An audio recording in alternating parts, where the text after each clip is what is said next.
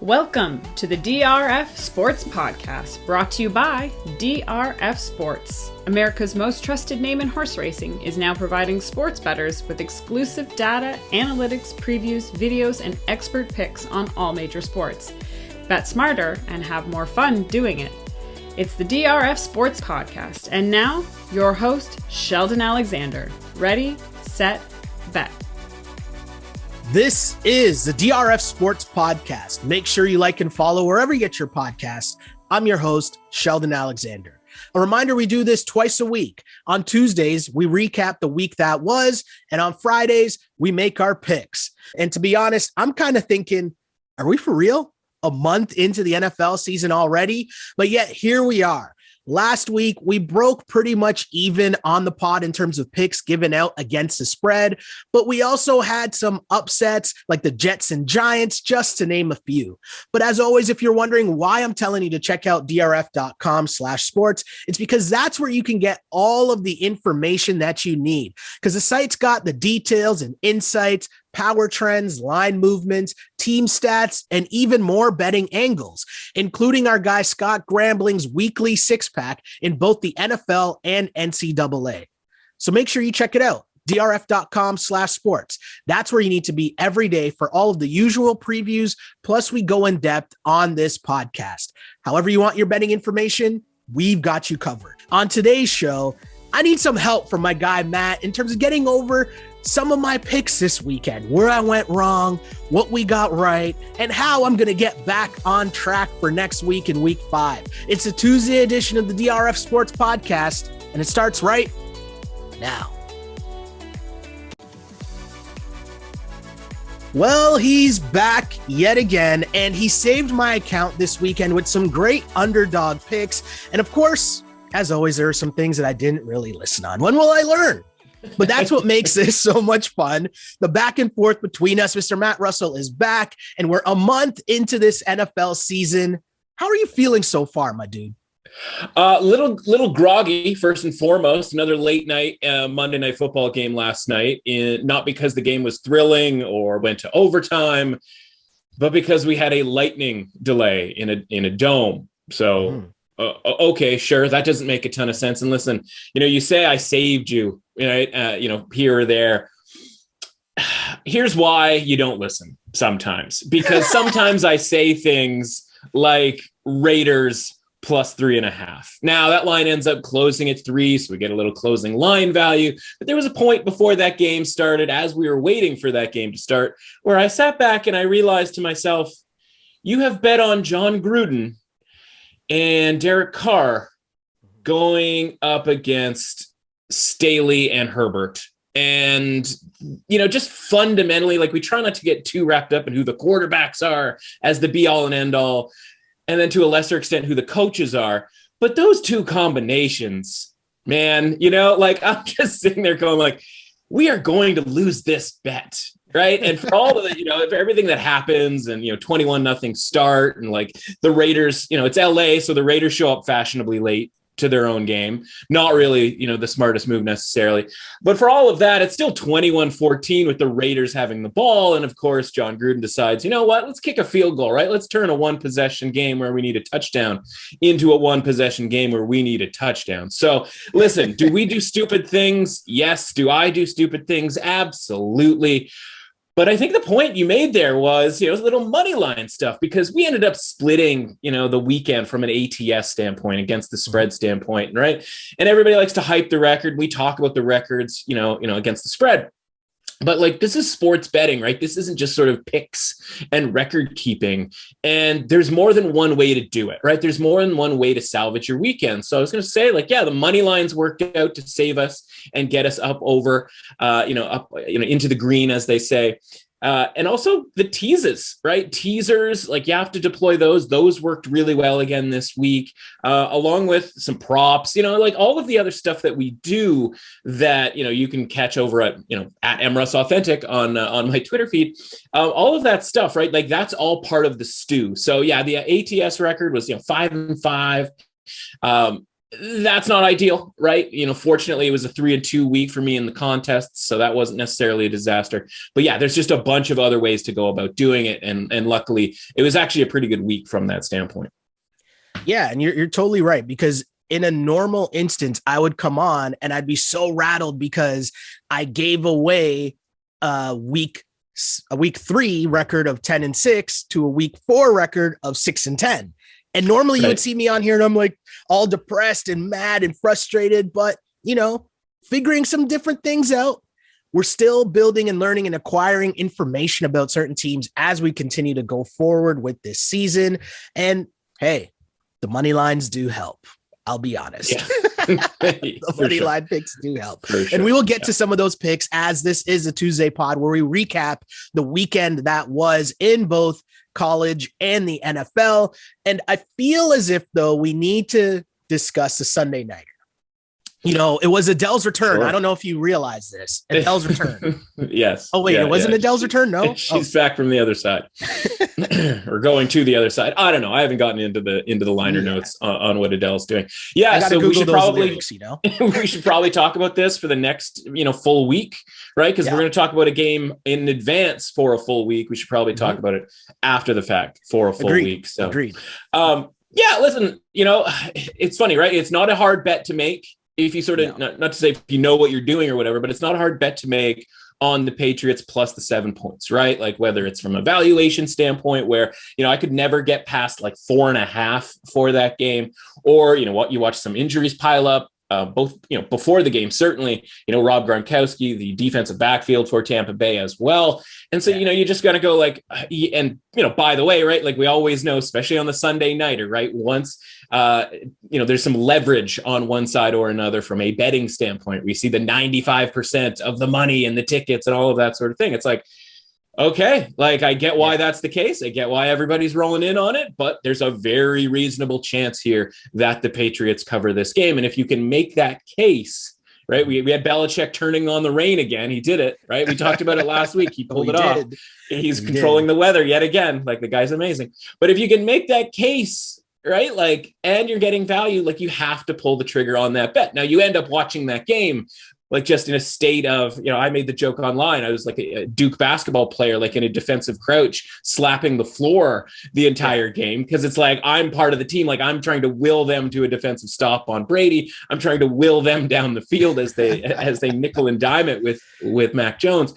And, it's not an easy thing to watch, and it's not, but that's the point. Right. It's never supposed to be an easy, not the easiest bets, but like the best bets are never supposed to be easy because you are getting a couple of points of value. There isn't some massive, thing where it's like, well, the Patriots are actually better than the Bucks. It's like, no, that's not the case. But if you're getting a couple points of value, then that it's going to be hanging around that point spread. Right. We never know. Are they going to go for 2? Is Antonio Brown going to catch this ball for a touchdown?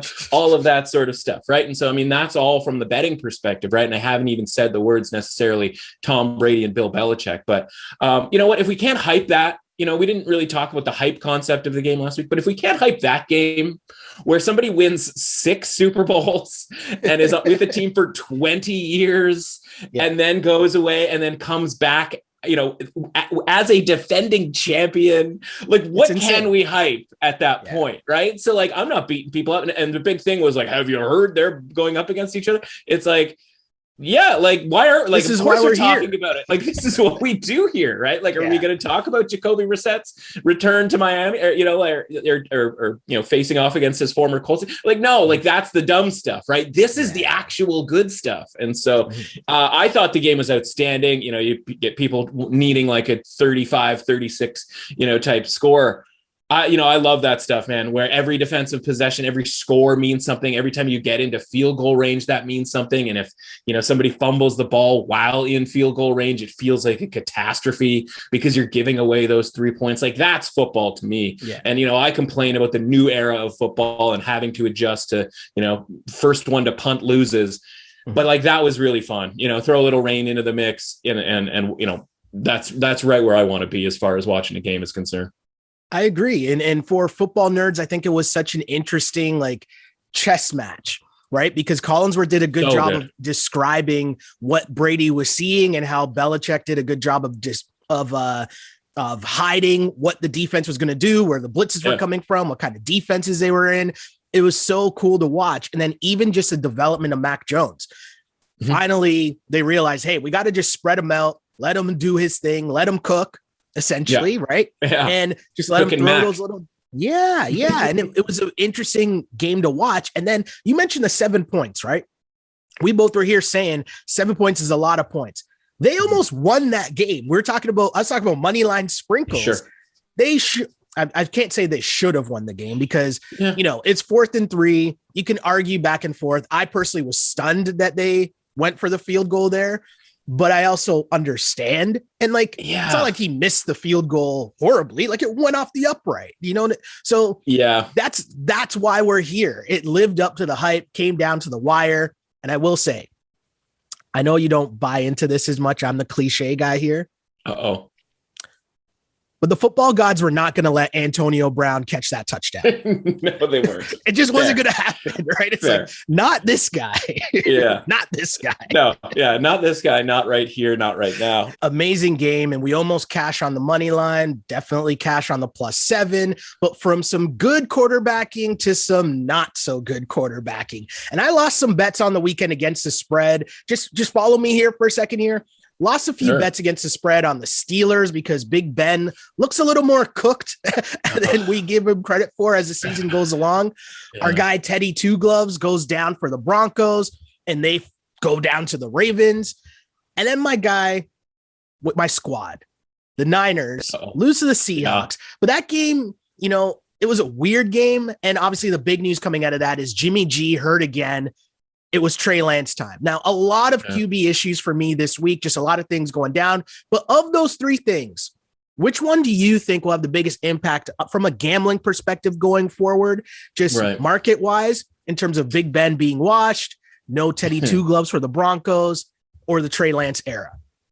Well, it's funny, right? Because we have a Broncos Steelers game here coming down the pipe. And so, what do you make the number with Drew Lock? Because he comes in, and I always give the benefit of the doubt to the quarterback that has to come in halfway through the game, right? Because he doesn't get the week, the reps that week. And so, a lot of the time, like we saw it with Jacoby Brissett, before this past week, we saw that when he had to come in against the Bills, and it's like disjointed. And we talked about the left-handed, right-handed thing and how the offense has to, almost flip from a mirror standpoint. But at least they get a week's worth of practice to sort of, adjust instead of him just getting thrown in there and being like, hey, how you were throwing off to the side with, some of the practice squad guys all week. Well, now you're going up against the Buffalo Bills.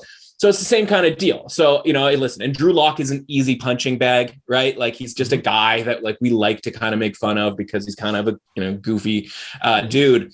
And so, that being said, it's like, okay, well, if he ends up starting, we don't necessarily know this, right? Because Teddy Bridgewater's, in concussion protocol. What does that necessarily mean, right? We never know whether that means 3 weeks or, 3 hours when it comes to the NFL.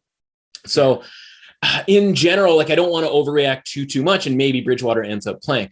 The Ben Roethlisberger thing is fascinating because every week he's just more disappointing to us, right? We just go well, maybe, and then and right, we took the points with Pittsburgh, and I think that wins a lot of the time. I mean, it was just a 10-point game when we're talking about getting 6.5 or 7 points, depending on where your bye point was that week.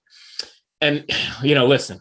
Could have been one of the great plays of the year was the field goal block in return for a touchdown. And that's a 10-point swing right there. Right. Mm-hmm. But they time it too well because, we got old guys refereeing these games and their vision, not necessarily up to snuff where we've got half of the Steelers, field goal block team jumping right at the moment that the football moves.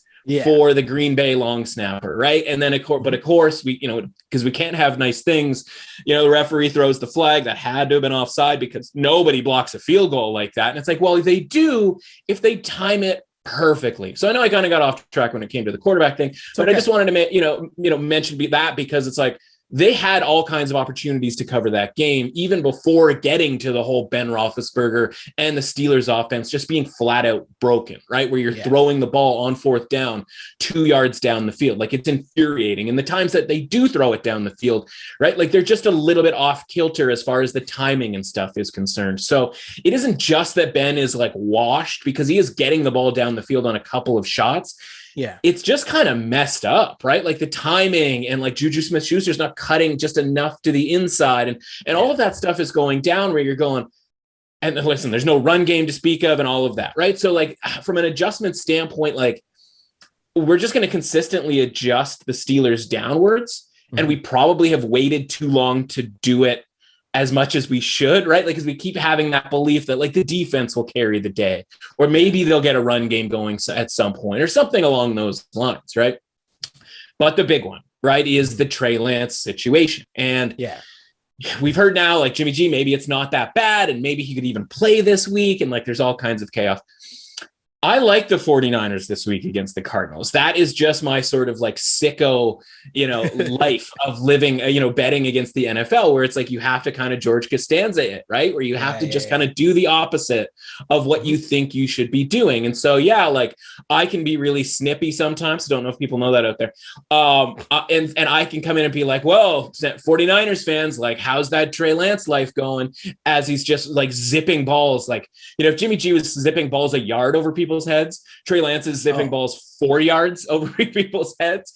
And, they make the connection on the broken coverage, but like, I'm pretty sure you or I could come in and make that throw for the 70-yard, touchdown to Deebo Samuel. So, I'm not going to give him necessarily a ton of credit for that. But what happens here is at least they get practice this week, and they can go and they can put in all of the stuff that Trey Lance does best, right? And maybe that's bad for the wide receivers from a fantasy football standpoint for the 49ers, because the ground game becomes way more critical here against the Arizona Cardinals, who obviously come off a really great win. And so that's an automatic thing where you go, okay, buy low, sell high, right?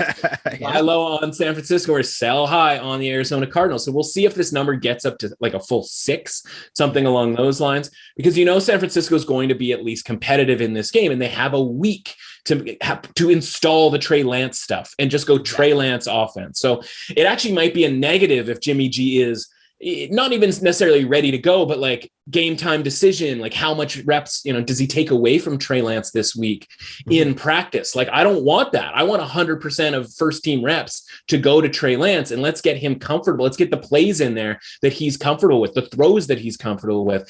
And then obviously a lot more run plays for him as well, and off of what he does well. So that one's the big one as far as an adjustment, because listen, there's no way the Cardinals should be, 5.5, 6-point favorites, even at home against San Francisco, right? Like, that's just not a thing that should exist. So I think from an overreaction standpoint, that's the game that we want to focus on, maybe zigging when a lot of people are zagging based on a half, watching Trey Lance for a half.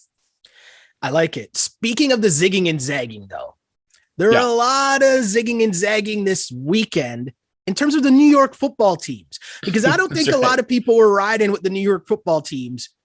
But we hands are raised here if you had both the Jets and the Giants this weekend. Buddy. And when was the last time that happened?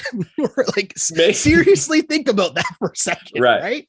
Like, I'm that's sure a long I've had them, but like it didn't go well, right? Like I've probably efforted this sort of thing before, and it just went incredibly poorly. And for a while there, I thought it was going to go really poorly again, right? I'm watching the Jets game, and like I'm the one who's got the Jets game on the main screen along with all the other screens, and I have a second, I think it was my third screen dedicated entirely to the Giants, and I'm just sort of sitting there going back and forth, going like, what kind of life is this? What kind of life is this to lead? Because every time the Jets do something well, like there was a part of the play that did not go well at all. And that for the first half, right? And you're just going like, this Tennessee Titans team, again, no fault of their own, if you will, right? Because obviously the offense was compromised. The defense is entirely their fault. But, they're hanging in this game, and you're just going like, if it was any competent team, the Jets would run away with this game. And they end up taking the 7-point lead late, and there's a fourth down breakup, and here comes the flag, and that keeps the drive alive.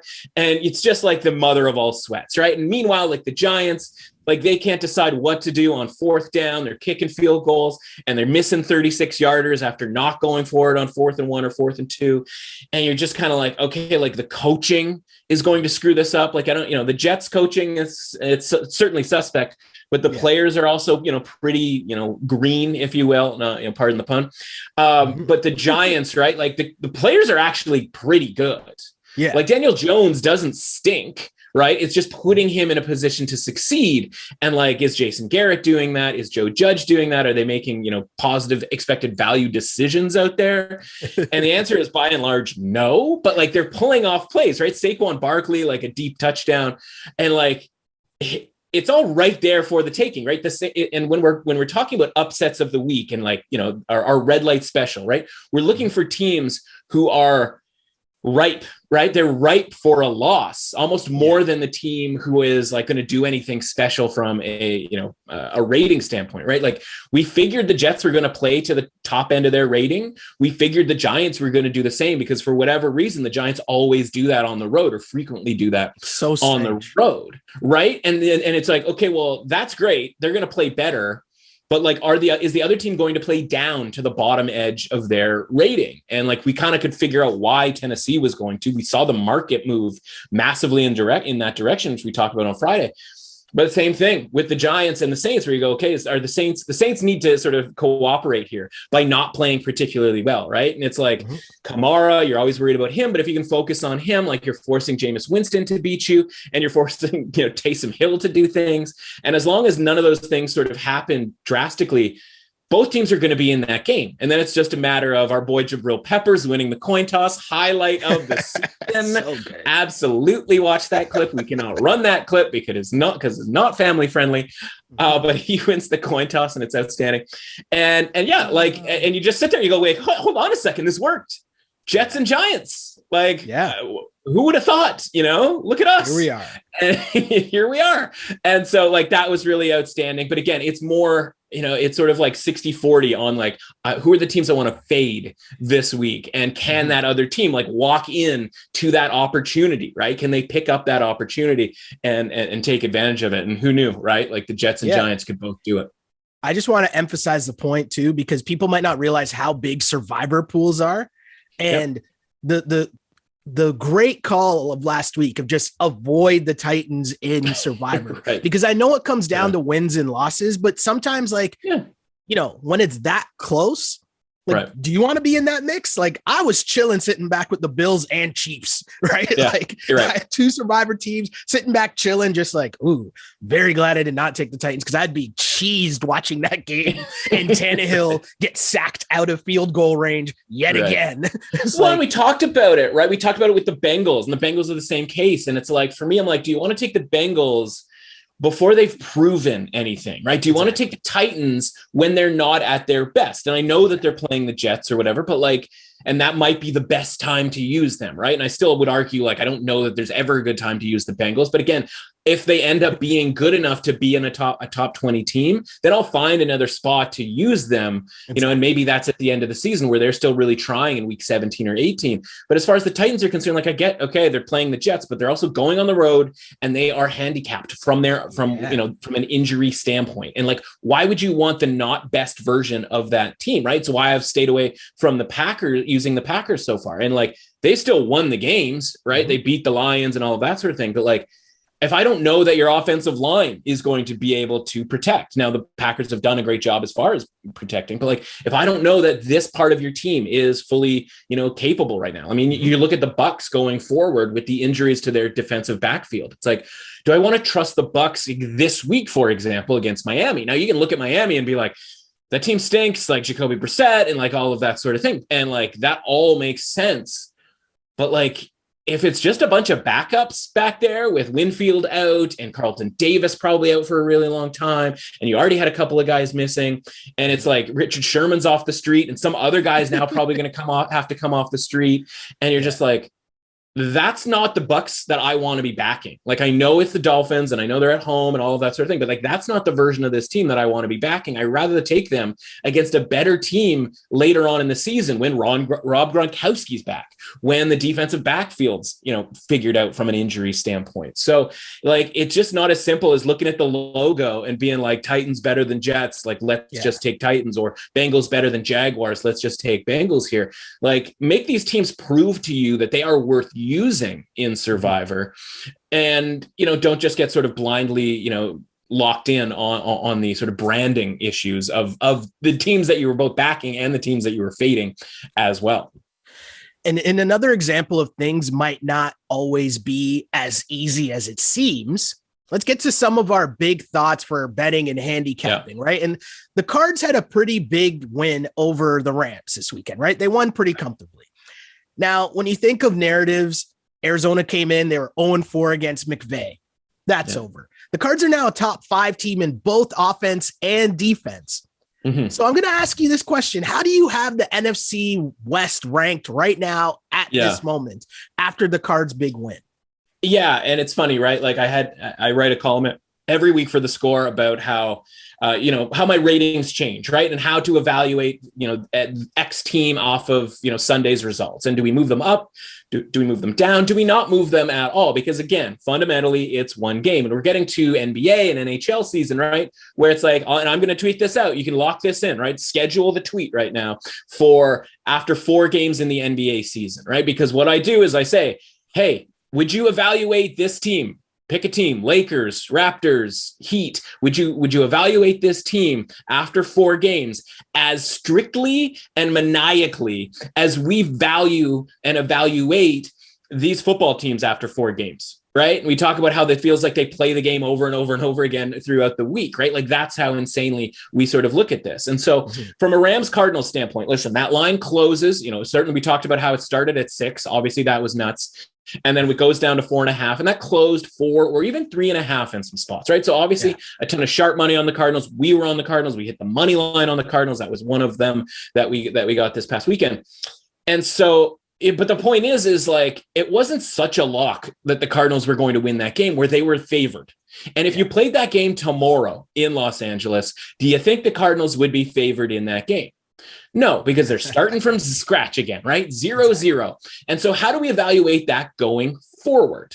Well, we have to look at, the box score and what happened in the game and all of that sort of thing. So people ask me for my ratings, specifically like 1 through 32, and I'm the fool who goes and gives them that, right? And so I put that out there. And of course, all I take is Heat because, who knows, maybe somebody's favorite team isn't ranked high enough or blah, blah, blah, blah. But like, switch the order of the games, right? If the Cardinals had beat the Rams and then the Rams had beaten the Bucs, people would still be pretty high on the Rams, right? But because those things happened in a different order of operations, all of a sudden it's like, well, look out, here come the Cardinals. Same sort of deal, right? If they had lost to the Vikings, or if that game gets played and the Vikings kicker makes the kick against the Cardinals, and now they're not the last undefeated team, right? We don't think as highly, but we get like so locked in on records, right? Well, listen, the Raiders were 3-0 coming into that game against the Chargers yesterday.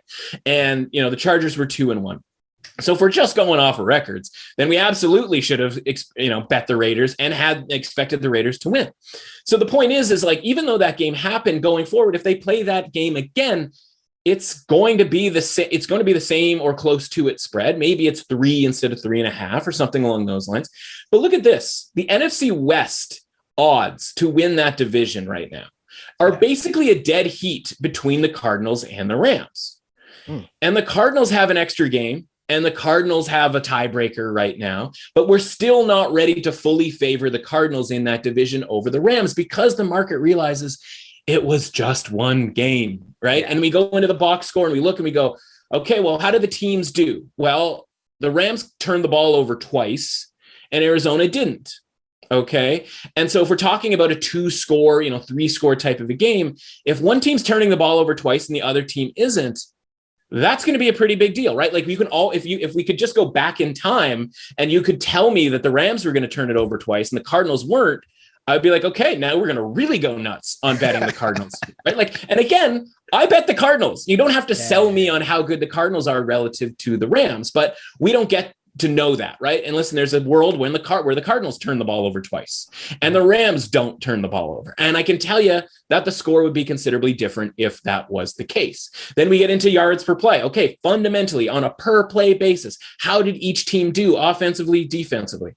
It was dead even. It was 6.3 for the Rams to 6.2 for the Cardinals. Now, the Rams got a little boost at the end with a garbage time drive, and I understand that. So maybe it's a little bit lower. Maybe it's a 6.2 to 6.0, something along those lines. But the point is like, it's not like the Cardinals defense just stood up any more than the Rams defense did, because they both gave up 6 yards per play, right? And it's not like the offenses were, any different, really, right? It's just the Cardinals converted, whereas the Rams turned the ball over, whether it was on fourth down or interceptions or whatever.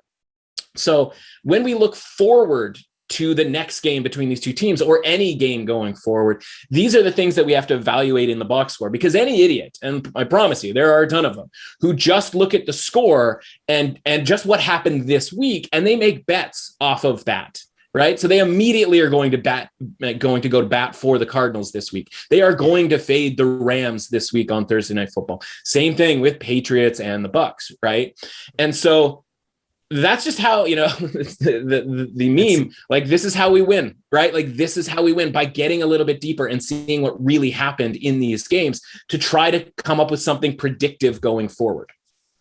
I was going to say, I'm a fan of The Wire, and one of the famous lines is "the game is the game," right? Yeah. And that's one of the things where once you pick up and you realize certain things, you're just like, oh, okay, I see what's going on here. I got you. One of our other seasonal themes that I like to bring up every week on this pod with you is the teams that no one wants one week and then likes the next. And what are the teams that everyone wants one week and no one likes the next? And you kind of touched on one of those teams just now, but elaborate a little for me. Like, which team are you highlighting here? Yeah. And listen, it's going to be absolutely disgusting, and we're going to wait for as long as we possibly can before we make this bet.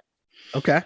But the New England Patriots, right? Okay. And this is just fundamental handicapping in the NFL. Like, this is like, if you just didn't know anything about, football or the teams or anything like that, and you just looked at the market reactions. And this is a perfect example of what we talk about, right?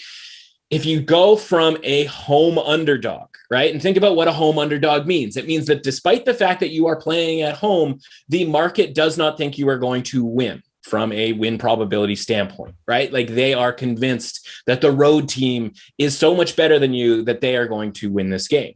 Yeah. And then if you're a home underdog, the way the Patriots are, and then you go on the road, right? Yeah. And now you are a road favorite, i.e. you become the team that just absolutely can't lose in this situation.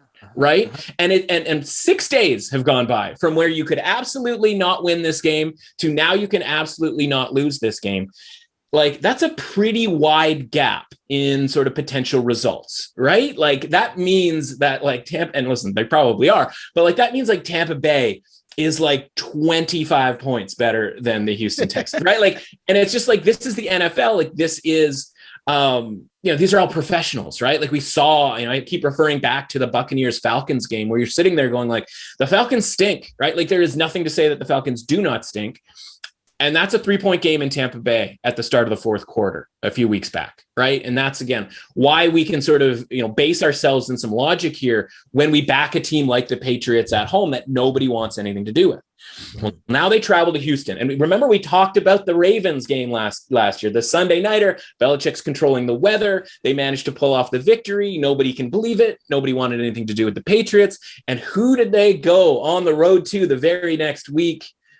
The Houston Texans. Like, it's the exact same scheduling spot here. The only difference is Deshaun Watson's not walking through that door. I mean, he might be walking through that door, but they're not letting him put pads on. They're not letting him to go to the football field. They're not letting him in front of cameras. They are hiding him in the closet somewhere, and he is not coming out. Mm-hmm. So we look at this and we go, okay, but does that mean we have to bet on the Texans? And the answer is like, yeah, man, it kind of is, right? Like, that's the thing. Like, it's just fundamental NFL betting. Now, again, we're not putting our bankroll on it. This isn't a 10X super banger, like whale play, whatever. These are just bets, these are just bets that accumulate over the course of the season, right? And some are going to win and some are going to lose. But from a value standpoint, right, all we're seeing now, because We talk about teaser protection. This game isn't going to be -7 where you can tease the Patriots down to -1. It's going to start at 9 so that if you want to do a 6-point teaser, like you still have to give up the 3 points to the Texans here. So it's going to start at 9. Well, people are going to see 9 and they're going to be like, well, it's not 10. And so they're going to bet it. And so this number is probably going to get to 10, at which point it becomes a definitive bet. And here's the other thing. If it doesn't get to 10, right, that means there's been some resistance in the marketplace. And so once the point spread is made for any game, like remind yourself, any point spread that you think is suspect, just remind yourself after a week of betting on this, right, where anybody could come in and the limits get moved up. And after a week of betting, everybody, it just landed on, the concept of 50-50, right? Like, this could end up 10, this could end up staying at 9. It could even drop down to 7.5. But the point is the point spread's there because it's 50-50 that it could go either way. Otherwise, we'd all be retired by now because we would hit the obvious side. The obvious side would win, and then that would be it, right? And so even something that doesn't look obvious or looks obvious in the favor of the Patriots, you have to remind yourself, like, if it were so obvious and everybody bet it and everybody won, like this whole operation here would be a lot easier. So it's super gross, but like that's the best example we're going to have for a really long time here, right? A team that was a 7-point home underdog now going on the road as a 9, maybe more point favorite on the road. Like that's craziness. Like, again, not comfortable because Davis Mills in the rain was, the worst thing we've seen in the rain, ever. And so like, just unfortunately, like that's the life we live. And you can get into the whole concept of, Patriots letdown game and all of that sort of thing as well. But yeah, just from a market standpoint, if you knew nothing else, these things, right? Backing teams that go from home underdog to road favorite is an incredibly profitable system. There's a Davis Mills, Missy Elliott, I can't stand the rain reference that I could make, but I'm not going to. But I get your point, and I'm just going to continue to move on. Yeah, we have never, nor will we ever refer to Davis Mills as super duper fly. Also true. Well played.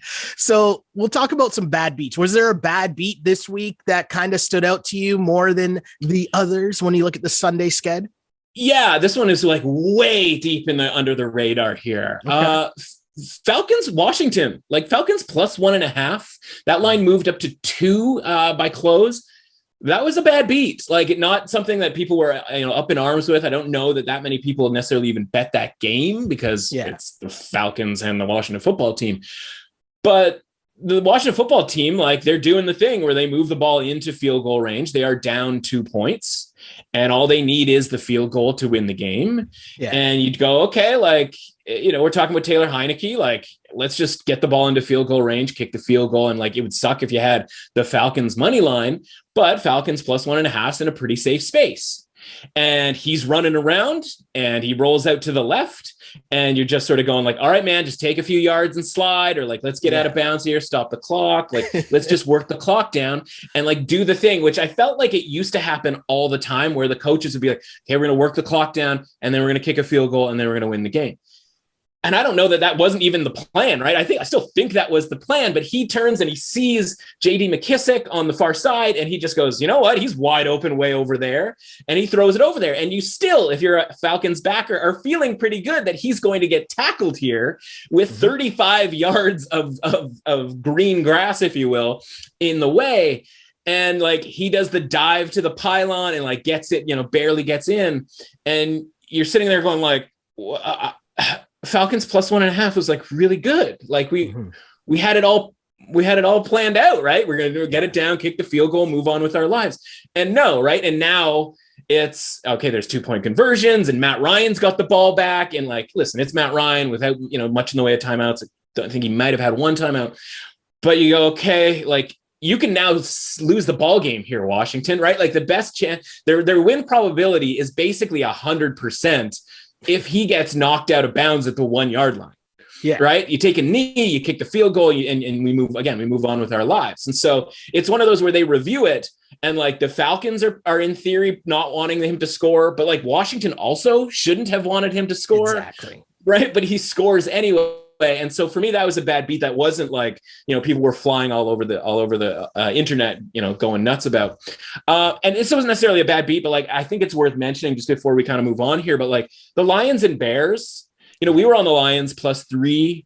And like, I think there's a ton of different times that game gets played where the Lions cover and even potentially win that game outright. I mean, how many times do you need to be in a goal to go situation, Jared Goff, before you actually score a touchdown? Because our guy was goal to go 3 times. Three times in the first half. And you and I talk about all the time, like game script, right? And if something goes a certain way drastically, one way or another in the first quarter or the second quarter, it affects what happens the rest of the way. We've got 3 examples of the Lions here not scoring when they are first and goal to go, and literally 0 points. Like, we're not talking, they settled for a field goal when they were at the 7 or anything like that. Like, and not even like really strong defensive plays, like Jared Goff, like basically, the fumble that gets booted directly to the Bears. And you're sitting there going like, they're moving the ball, right? It's the yards per play concept, right? Where they are moving the ball down the field. So the idea that the Bears defense is just too much for the Lions is absolutely not the case, right? So they move the ball 3 times down the field to get, decent, great scoring opportunity. Then they score 17 points. Right. And then late in the game, they've got a 4th and 1 and a wide open receiver that Goff misses. Now, in that case, you go like, well, Jared Goff stinks and like, blah, blah, blah. But like, it's not a difficult throw to make. So they have 4 different instances where they are inside the 10 and score 0 points, and they score 17 actual points. Yeah. And you just go like, how many points would they normally have scored? Right. Again, if we replay this game over and over and over again, and they get these opportunities, like that's, it's pretty fair to say that they would score 13 more points, right? Like, that's very conservative, that like of those 4 chances, one of them's a touchdown, 2 of them are field goals, and one is like where Jared Goff gets a snap stuck in his mask and somebody like comes and picks it up off of his face. Like, we're even building in stupidity for the Lions in that like really conservative estimate. And so like, if they score 30 against the Bears, like, I think we're all impressed, right? Whether they win or lose, I think we're really impressed with how they play. So they blow it, right? Like, they screw that up. And so, while it's not necessarily a bad beat, right? I think that's a game that, like, if they were playing that again this week and we were getting +3 with the Lions, I'm probably betting it again. So I'm not going to beat myself up about losing that game, which is, is what it is, I suppose. No, I got you, man. And, we just talked a lot about the NFL and what just happened, and also gave a little bit of a sneak preview towards what's going to happen in week 5, talked a lot about different lines, which comes with a reminder from me anyways, as I always like to try to remind the people there will be a lot more line movements. And the best way for you to keep up with that is to head to drf.com/sports for all the details and insights. And the site, has all of the data for every game, including offensive and defensive stats, different betting angles, line movements, key injuries, head-to-head matchups, and team stats. You want to keep up with the line movements, though, because that switches throughout the week as the bigger money starts to come in, as the week goes along, lines start to change. Maybe your opinion starts to change as you see certain things happening within the market. Bottom line, drf.com/sports is where you need to go to stay up to date. But as you stay up to date with this pod, we're going to switch over to some college football action. And it was a massive week in college football.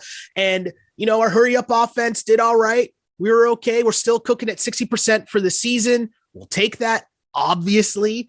But which games stood out to you the most from a massive weekend in college football, including some big wins from some of the big boys? Yeah, and it's a 2-horse race, right? We started at the start of this year going, okay, there's 5 teams for 4 spots. And like, there's still 4 spots, but there's only 2 teams, right? Like, they're sitting there and it's like, you're going to meet your buddies for dinner or drinks or whatever. And like, you get there and maybe the guy that you don't necessarily like all that much is, he's there early because he's fired up because he's buddies, better friends with the other 2 guys. And you just thought everybody was meeting at 9:00. And now you're both sitting at the table and you're both getting texts from the other 2 guys. And like, one guy's caught up in traffic and the other guy has kids. And, that's just going to be a disaster. Like, we might not even see him tonight. And like, that whole scene is happening. And you're just sitting there like, there's 2 tables, or 2 seats open at the table. And you're just kind of like looking at the other guy and you're going like, so how's things? How's work? Where do you work now? Like, you don't even really know him that well. And yeah, you're just like not that psyched. Like, you did not sign up for just the two of you to be at dinner. Georgia and Alabama are those two teams, right? Like, that is what they're doing. They are sitting at the table, like they're ordering drinks, they're getting some appetizers. They're like, do you like, they're trying to figure out what each other likes. They're like, do you like, cheese sticks? Like, or like a jalapeno popper. Is that really your move? And so like, they're sitting there and it's just like, Ole Miss comes to town. And it's like, see you later. Like, oh, undefeated, Matt Corral. And it's like, boom, gone. Arkansas comes to town for Georgia. And it's like, whoop, they're out of here. Like, just tossed aside, right? We talked about like the clunking heads together type thing. And they just run over each other. And so like, these two teams are going to meet in the SEC title game. And one of them's going to win. And they're going to shake hands. And they're going to say, see you in January. Because they are then going to meet again in the college football playoff and probably the final, right? Yeah. And here's my take on this. And listen, plenty of time for me to make this bet. And certainly I'm not necessarily saying for the championship. I think Georgia's going to beat Alabama.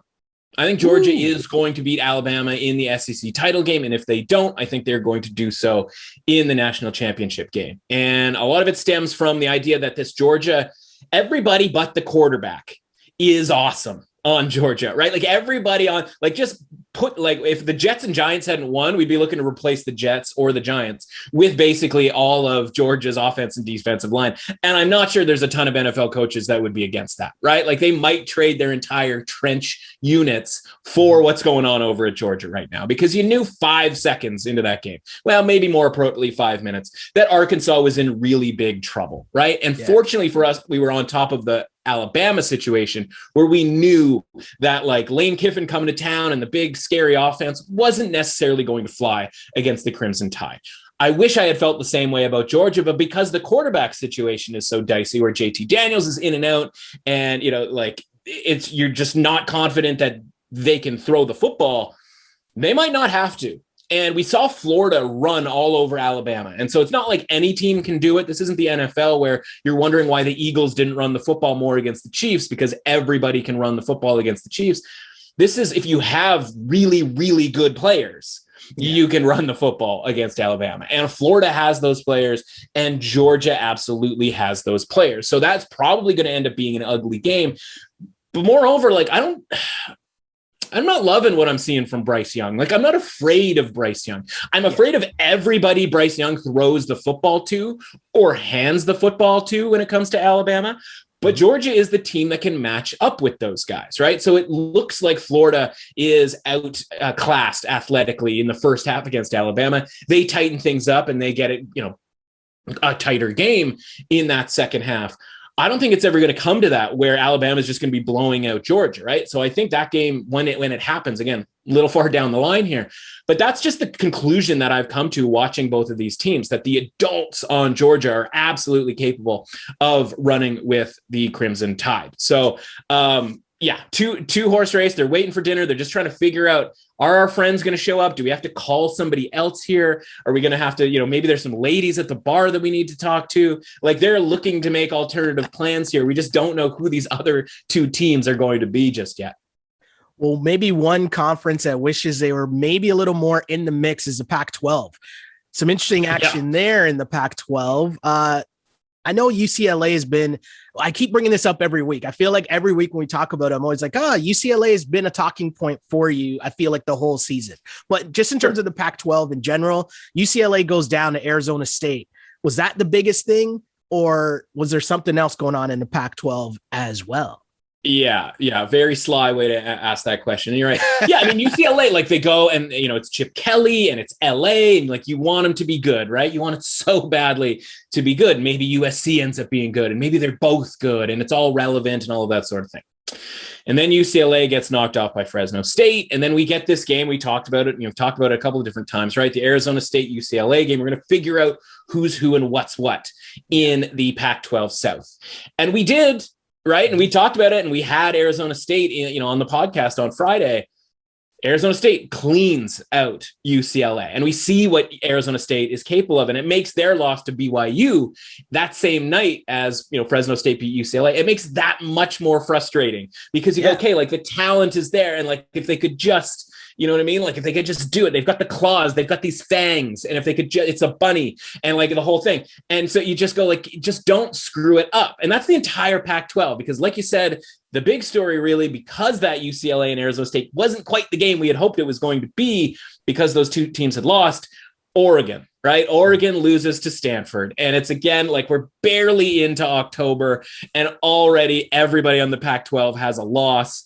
And like, that's just it, right? Like anybody relevant, I should say, at least has a loss. And so you go, like you lost to Stanford. And listen, we had Stanford in the hurry up offense. I did a little money line dabbling on Stanford as well. So listen, I'm sitting there cheering for it. And there's some sketchy calls at the end and all of that sort of thing. Listen, that's great. But like the Pac-12, you said like they're just trying to be relevant. And it's like they just can't do it. Like they're already out by and large. Now, Arizona State, right, with that win over UCLA and with obviously a full Pac-12 schedule and a potential match with Oregon in the final, if Oregon even gets there. And at this point, if they're losing to Stanford, who knows if they're even going to get there. But at least they have something of a path to maybe steal a seat in the playoff. But like, again, like we talked about before the season, it's not really going to matter, right? Because even if they do, they're going to be 3 touchdown underdogs to Alabama and then 3 touchdown underdogs to Georgia if they even beat Alabama, which they are probably not going to. And so again, the Pac-12 just sits there, right? And like they can't have nice things. They are going to drop the vase on the floor and it's going to break into 1,000 pieces. And that happened this weekend in the Pac-12, but they still exist, right? So there's still games and they're still, they are ripe for upsets. And that's why we like the Pac-12, because you can call money line upsets like Stanford over Oregon. And obviously to a lesser extent, Arizona State against UCLA, because every team is so unpredictable. The unpredictability of the Pac-12 is so great that's why we keep coming back to you, Pac-12. That's why we keep coming back. So you were talking about paths to the college football playoffs, right? Yeah. There's about 12 teams that are kind of in the mix, but a big game this week, the Red River rivalry. Yeah. How does that play into all of this? It's when you mentioned the dozen teams, right? And you're sitting there and you're like, it's October 4th or whatever, right? And you're like, this first week of October and you're down to 12 teams. And like, yeah, that's how, for one, college football works. And for two, how it works this season, where we've seen a bunch of losses, right? And none of those 12 teams are Clemson, by the way, which like, if you told me that, I'd have been like, what are you, nuts? Yeah, we're down to 12 teams that if you go and you say, okay, well, if this team goes undefeated, again, it has nothing to do with the likelihood of those teams going undefeated. But if you said, okay, if this team goes undefeated, they at least have a path with some help and other teams losing and all that sort of thing. They at least have a path to one of those 4 seats at the table. And so there's a bunch of really good games this weekend. And the first and foremost is the Red River rivalry, right? We've got Texas and Oklahoma here, and both of them have a path, right? Texas has that loss to Arkansas. And up until last week, that was looking like a really good loss. Now it's just sort of a medium-sized loss. But if they can beat Oklahoma this week, and then they can run the table in the Big 12, and they can maybe beat Oklahoma again in the Big 12 championship. People love Texas, right? They love the Longhorns. They want the Longhorns to be good, right? This is in the UCLA, USC category of like life is just better when this team is good in college football. And I'm really excited for this game because it hasn't been that for a really long time, because a lot of times Texas will have lost a game early on the season. And, they did this year, but like it's often to a team that isn't very good at all, right? There was some Maryland losses in there again, under the Tom Herman, regime. And so now we get this, and it's a 3-point spread here. And like the game could go either way. And Oklahoma's looked, they've won enough games, but they haven't looked great. In Texas, like they finally figured out the quarterback situation. You and I talked about Casey Thompson. Why is he not in? Guess what? He has been in for the last couple of weeks, and they threw 70 points down 2 weeks ago, and then won relatively comfortably against TCU this past week in a game that in a lot of years they will trip up before the Red River rivalry.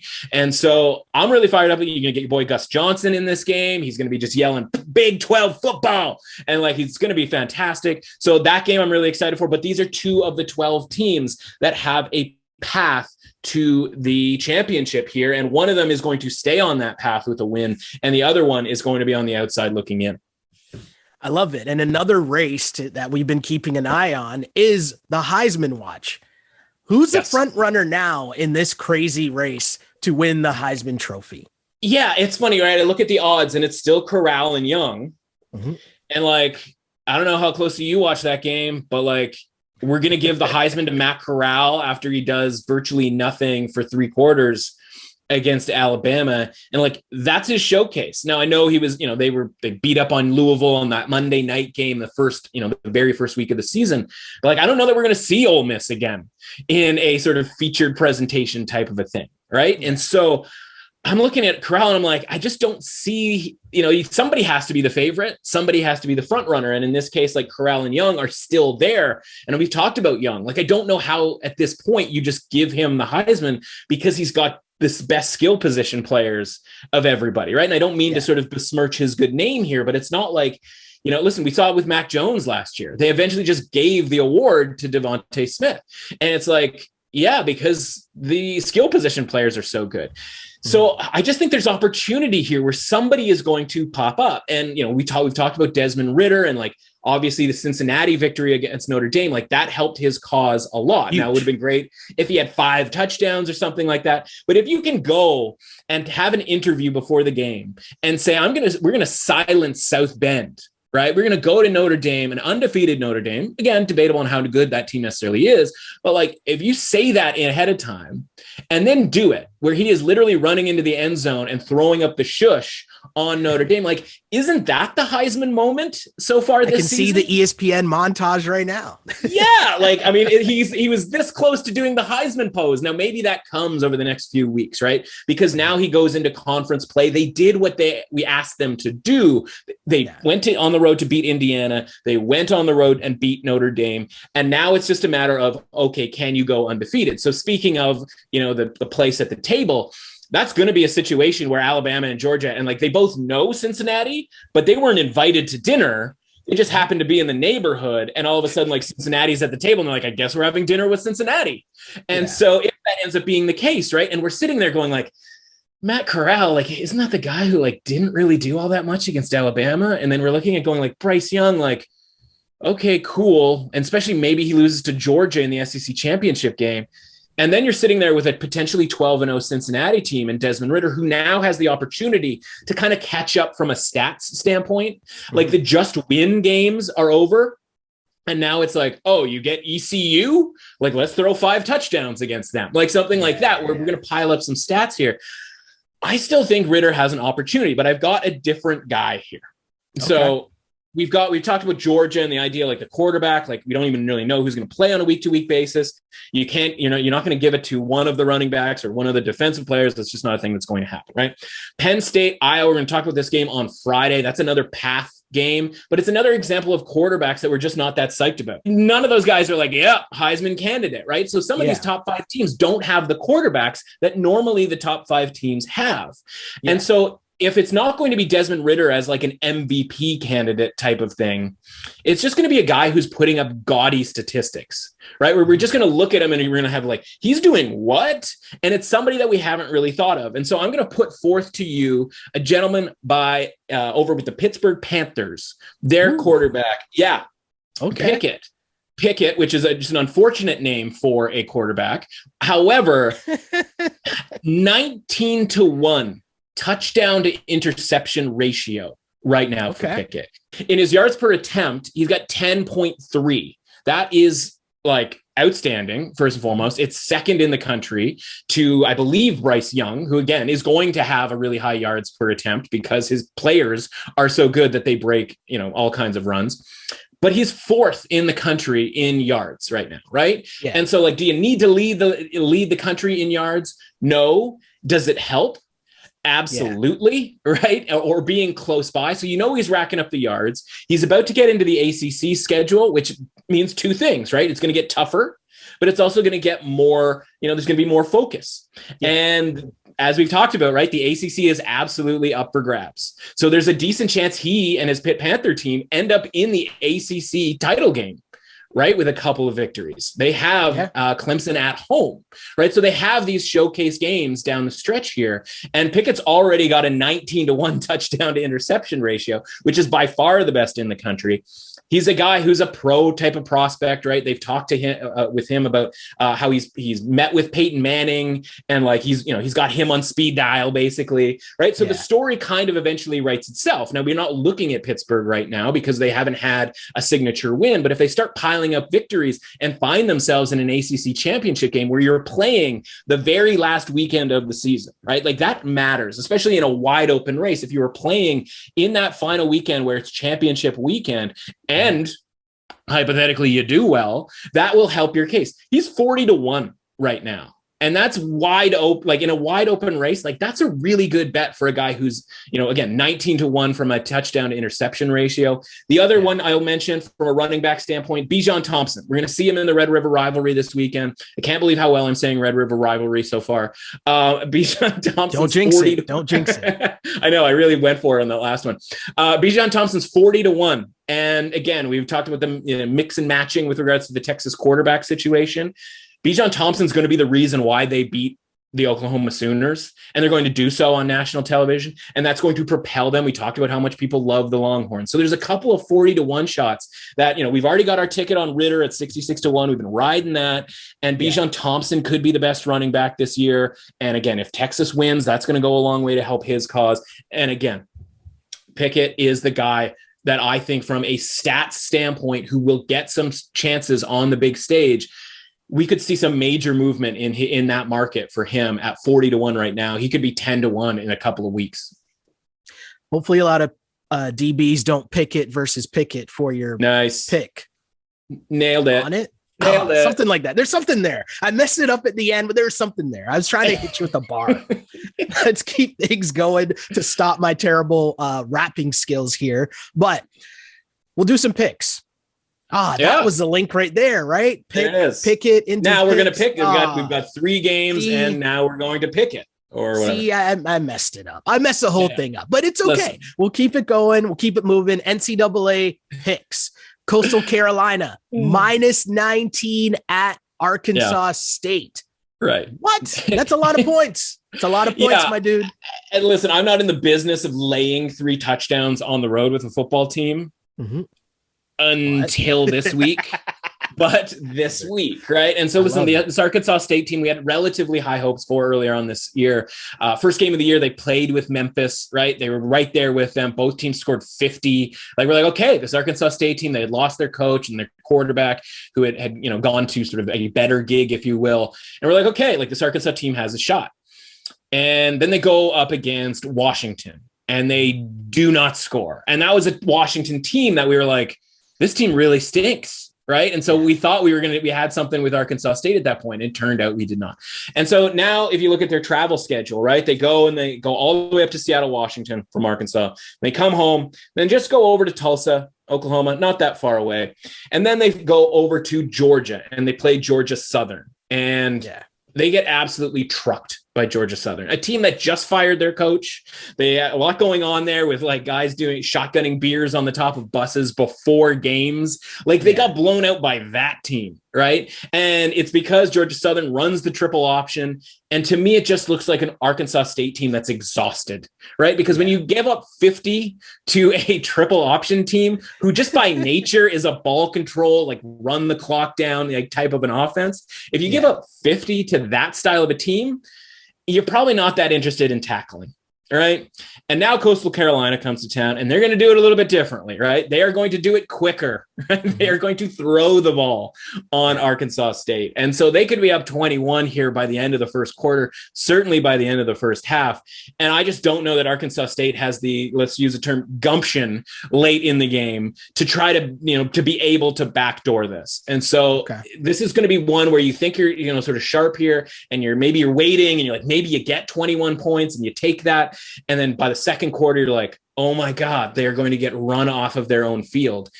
And like, that's just, I think what the situation is going to be here. So I'm actually going to lay the points with Coastal Carolina, fully expecting 45-17, something along those lines. Another team that will be favored on the road is Houston, -6 at Tulane. Yeah, and listen, we talked about it last week, and it came to fruition. We're like, who's this Tulane team? Like, why is the market obsessed with Tulane? They go on the road and they're favored against ECU, and we're like, well, that just doesn't make any sense. And guess what happens? ECU blows them out, right? We're just like, yeah, of course they did, right? Like okay, nobody's predicting a blowout necessarily, but we're on the money line from a home underdog standpoint, right? Like that's a go-to if we don't believe that a team deserves to be a favorite on the road. By definition, we not only have to take the points, but we are going to bet on the money line. Now they return home and they've got a Houston team. Like, have you ever had more fun in your life than Friday, where we had Iowa -3 and we had Houston, and both teams won and covered, and it was easy, and it was first half blowouts, right? Easiest thing we've ever had. Is that skewing me a little bit? This line was 4.5. I made it 6. It's now up to 6. So that makes sense to me from like a fair price standpoint. Mm-hmm. But like, if you've been listening to this podcast and I've been wondering why people think Tulane is good, and Houston, we just had a really nice showing from Houston that were full value for every bit of that blowout. Why wouldn't I be on Houston again this Thursday? Now, does that mean we're sitting there, laying points on both of the college football games? And does that make me wildly uncomfortable? Absolutely. But I think those are the two ways you have to look if you're going to bet those games. So how do we have to look as we switch gears to the NFL? Because Thursday night football matchup, I would like to think, is somewhat of a big boy matchup. But before we get to the details here, another reminder, you got to get to the full previews that are up on drf.com/sports, where we've already got the Thursday night football preview up there with our guy, Scott Grambling, who writes, the Seahawks, in part, this is one of the things he writes, the Seahawks come into this game having gone 10-1 straight up and 8-1-2 against the spread in Thursday night games under your boy, Pete Carroll. I added the your boy for the record. Scott. Yeah, he's certainly. Just got to clarify that part, right? He's certainly now, my boy. That's an interesting stat and an interesting matchup with the Rams laying 2 points in Seattle. I'm going to be honest here, and I'm just going to say I look at this game and I'd be quick to overreact to what just happened on Sunday. And I'm not going to do that. I'm not going to overreact to the Rams losing. I'm not going to overreact to the Seahawks winning. Yeah. I don't like laying the 2 points on the road. I don't, but I'm going to do it. And I'm on the Rams. Yeah. I love when you have that reaction to start. I don't hate it. I love it. And I think that's sort of a very sharp way to look at it, right? Where you go, okay, we just talked about the concept of I still have the Rams rated above the Cardinals. I still have the Rams rated above the Seahawks. You factor in home field advantage and all that sort of thing. And this game kind of spits out pick 'em, right? Mm-hmm. Which is where the line essentially started. Yeah. And it is funny, right? You would expect people to be like, well, Seahawks won, Rams lost. Let's bet the Seahawks. And you would expect that line to move in favor of the Seahawks, but it hasn't. It's moved in the favor of the Rams. And the thing is it's very easy to look at the Seahawks and go, secondary is still pretty bad, right? And, whether it was Garoppolo or certainly Trey Lance, they weren't going to take advantage of that Seahawks secondary on Sunday. Right. And now you get the Rams in and you Cooper Kupp and Robert Woods and Van Jefferson, and they're running free, Swiss boys in a meadow and, having the time of their lives. And you can see that happening. Problem is, I also see that with the Rams. I don't know that the Rams secondary and guys getting beat deep and it's Jalen Ramsey and then a bunch of other dudes, whether it was Chicago, whether it was, basically every game that they played this season, right? They have been, beat deep at various points, right? The Cardinals' first score was AJ Green, being able to beat the Rams deep. And DK Metcalf and Tyler Lockett, those guys are going to be able to do that as well. And so I think maybe, and listen, I'm horrendous with the totals. We never talk about totals because it's I might as well just be speaking German. Okay. This does feel like a really high scoring type of a game, right? I don't know what the weather situation is necessarily going to be like. And so it feels like that's the case. So maybe a look to the over if you are somebody who bets totals. Maybe this line gets to 3 based on the fact that it just kind of keeps moving here. Yeah. Also think it's a really good teaser piece. And it isn't the same tease piece that we see, like that we've seen over the last couple of weeks, where it's like, do we tease Carolina down to -1.5? Do we tease Cincinnati down to -1.5? And then you're just like hanging on for dear life when all of a sudden like Houston or the Jags have a lead at halftime or third quarter or something like that. And you're like, oh my God, why did I tease this number like down, blah, blah, blah. This is a different one. This is one where it's like, it's not like the most fun you've ever had because the Rams could win this game by 10. But if we're getting to a point where this is at 2.5, and you can tease the Seahawks up to 8 or 8.5, knowing that, you know, Russell Wilson, even if they get down a couple touchdowns, like you think Russell Wilson's going to give up? Yeah. I don't. Right. And so I think this is a nice tease piece to start the weekend. And I will mention this. Every primetime game this week has a very attractive teaser leg to it. There is a Thursday, Sunday, Monday nighter teaser here that is just screaming, right? You've got the Ravens on Monday night that you can tease down to -1 against the Colts. Again, congrats to the Colts for the win against the Dolphins. Still don't think that Colts team's very good, especially with the key injuries, right? Quentin Nelson's not coming back against the Ravens defense. And then the Buffalo Bills, same kind of story here, right? +2.5. You can get them up to 8.5. Against a Chiefs defense that we're not all that psyched about. I think the Bills very live to win that game in general, but you're getting 8.5 points. So you're like, wait a sec, there's a possibility of getting a Seahawks at home +8.5, a Bills against the Chiefs defense +8, 8.5, and then a Ravens to just beat the Colts at home on Monday night. That's a kind of nice little teaser. Now, it's no such thing as a guarantee, right? No. And maybe you get a little spicy. There's a couple other games on Sunday. Maybe there's some -7s. You want to get down to -1. Maybe there's some 2.5s. You want to get up to 8.5, right? Those standard mathematically correct ones that you can kind of build around. But like, it's not going to get more obvious than these 3 night games here and the teaser legs that I think are really attractive. All right. I like it. And those things, when they seem a little too easy, woof, that's often are, right? But this is not something that a lot of people are going to talk about, right? Like this isn't like, oh, you know, Bucks are definitely going to win or anything like that. It's just value, right? Like Bills +8.5. Like they might lose by 14. It might be like the AFC Championship game last year. Or that's just a really close game because the Chiefs are always playing really close games that often involve the other team scoring last, whether that means they lose the game or cover the spread, right? So again, a lot of value there, I think, in those 3 games. Well, the deep dives, my dude, this is why we love having you on the show. And especially this week, I needed a little bit of the therapy session. So I definitely appreciate that as always. I'm going to head back into the lab, try to come up with some better picks for myself here on week 5, but we'll dig back in on Friday. Is that a thing? Can I ask you on? I'm putting you on the spot, man. Listen, man, you might go 6-10. But you are always super duper fly in my books, which means I will come back whenever you want me to. So absolutely, I'll be back on Friday. Wow. Mr. Matt Russell, where can the people find you online? I'm not even going to try to top that or follow that up. I'm just going to ask you, where can the people find you online, man? As always, and without the Missy Misdemeanor Elliott references, at MRussAuthentic on Twitter, at Russ Authentic on Twitter. Everything that I do over at The Score gets retweeted through there. Obviously, all the stuff that we do here gets retweeted as well. So anything over there, and of course, all kinds of complaints and sarcastic remarks. And sometimes I even screenshot people calling me an idiot online for my ratings, which is hilarious because I didn't even make a pick. That kind of fun stuff. We like to make fun of ourselves here, in our little corner of the internet as well. So yeah, love what you're doing, man, and happy to come on anytime. Thanks to Matt for coming on the pod. And if you want to follow me online, you can do so on Instagram at Sheldon Alexander and on Twitter at Shell Alexander. But for more from a brand new project from DRF Sports, head online to drf.com/sports. And if you're not familiar with the letters DRF, Daily Racing Forum has been around for over 100 years, giving you all of the information and data and analysis from the horse racing world.